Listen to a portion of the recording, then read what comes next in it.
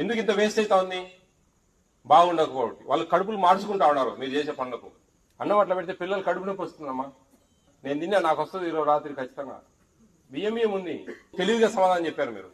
Sir మేము బ్రాయిలర్లో వేసి పప్పు ఉడకిస్తామని. బాయిలర్లో వేసి ఉడికడం కాదు, శనగపిండి కలుపుతా ఉన్నారు మీరు పప్పులో. మీ మనసాక్షి తెలుసు. ఏమ్మా ఏం తమాషాలు ఉందా మీకు?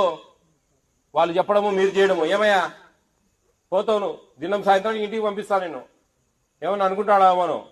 పప్పులో శనగపిండి కలిపేది చిక్కదనం కోసం. నాకు ఏం కథ చెప్పావు నువ్వు రాగానే? బాయిలర్లో బాగా ఉడికిస్తాం సార్ అని. ఏమంత కళ్ళు మాకేమి పోయినాయా?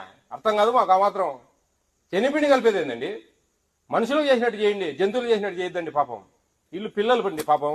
మళ్ళా వస్తాం, 1 month లో వస్తాయి ఈ హాస్టల్కి. నేను మళ్ళా ఈ హాస్టల్ పిల్లలకు నా వాట్సాప్ నెంబర్ ఇచ్చిపోతున్నా ఇప్పుడు నేను. సార్ మీకు చెప్పిపోయినా అదే విధంగా జరుగుతా ఉంది అనే కంప్లైంట్ వస్తే మటుకు ఖచ్చితంగా నీ మీద డిసిప్లినరీ యాక్షన్ తీసుకుంటాం మేము.